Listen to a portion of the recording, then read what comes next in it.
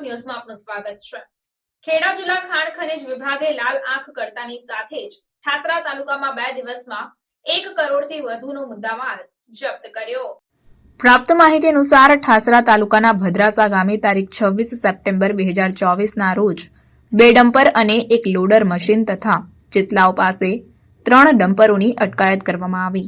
મહત્વની વાત એ છે કે 26 સપ્ટેમ્બર 2024ના રોજ ખાણ ખનીજ વિભાગના અધિકારીઓએ રેડ કરતા લોડર તેમજ 2 ડમ્પર ભૂમાફિયા ભગાડી લીઝ પર મૂકી દેતા ટીમ ત્યાં પહોંચી હતી, જ્યાં ખાણ ખનીજ માફિયાઓ તેમજ ખનીજ વિભાગના અધિકારીઓ વચ્ચે ઘર્ષણ ઊભું થતા રક્ષણ માટે પોલીસ બોલાવવી પડી હતી।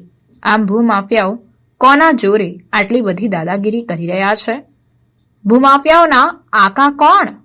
અને સરકારની તિજોરી પર રોયલ્ટી વગર ચોરી કરી ચૂનો ચોપડીને દાદાગીરી?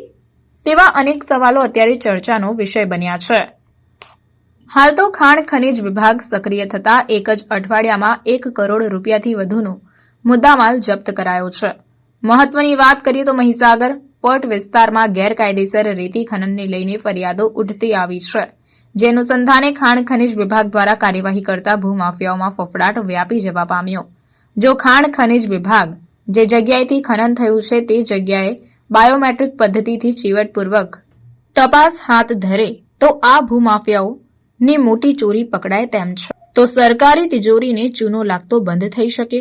હવે જોવાનું એ રહ્યું કે તંત્ર કેટલે અંશે ચોરી ખાળવા વધુ સફળ રહેશે, તે તો હવે આવનાર સમય બતાવશે।